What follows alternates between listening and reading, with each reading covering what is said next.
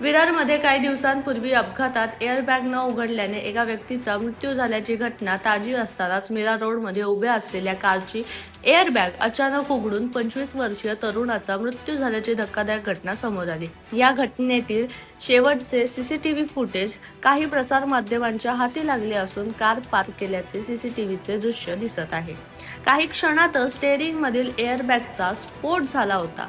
एक महिला आणि आजूबाजूचे घाबरत कारकडे पाहत असल्याचे दिसत आहे। एअरबॅगच्या कव्हरचा प्लास्टिकचा तुकडा मोहित सुरेशी सोनी वय वर्ष 25 याच्या गळ्याला जोरात लागल्याने गंभीर दुखापत होऊन मोठा रक्तस्राव झाला। त्याला तातडीने भाईंदरच्या पंडित भीमसेन जोशी शासकीय रुग्णालयात नेण्यात आले, मात्र डॉक्टरांनी मृत घोषित केले। या प्रकरणी काशीमीरा पोलिसांनी आकस्मिक मृत्यूची नोंद करून तपास सुरू केला असून मृताच्या भावाने संपूर्ण घटनेची सखोल चौकशी करण्याची मागणी केली आहे। तर जुन्या गाड्यांची वेळोवेळी सुरक्षतेची काळजी घेण्याबाबत आवाहन पोलिसांनी दिले आहे।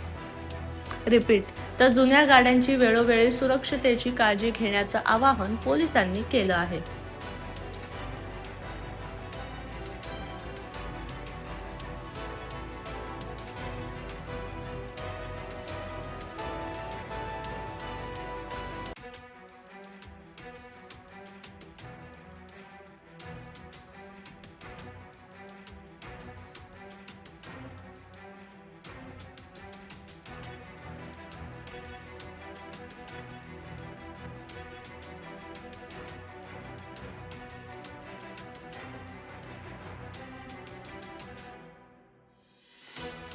त्याच्यामध्ये मोहित सोनी हा जो व्यक्ती आहे तो बेवर्ली पार्क या ठिकाणी त्यांनी रोडच्या साईडला जेव्हा त्यांनी गाडी उभा केली त्यावेळेस अचानक गाडीचे जे एअरबॅग्स आहेत त्याचा स्फोट झाला आणि एअरबॅगची जी कॅप आहे ते त्यांच्या मानेमध्ये घुसली।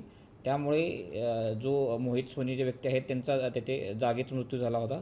त्यानंतर आपण त्यांना गव्हर्नमेंट हॉस्पिटलमध्ये PM केलेलं आहे आणि ह्याच्यामध्ये प्राथमिकदृष्ट्या असं दिसत आहे की ती एअरबॅगचा स्फोट झाल्यामुळे त्यांची डेथ झालेली आहे आणि ह्याच्यामध्ये आम्ही एक्झॅक्ट कॉज काय आहे हे बघण्यासाठी आम्ही RTO यांना लिहिलेलं आहे। तसेच जे होंडा गाडी जी आहे त्या गाडीबद्दल अधिक माहिती घेण्यासाठी त्यांनाही पत्रव्यवहार केलेला आहे आणि ह्याच्या पुढील तपासामध्ये ह्याच्यामधले फॅक्ट्स समोर येतील।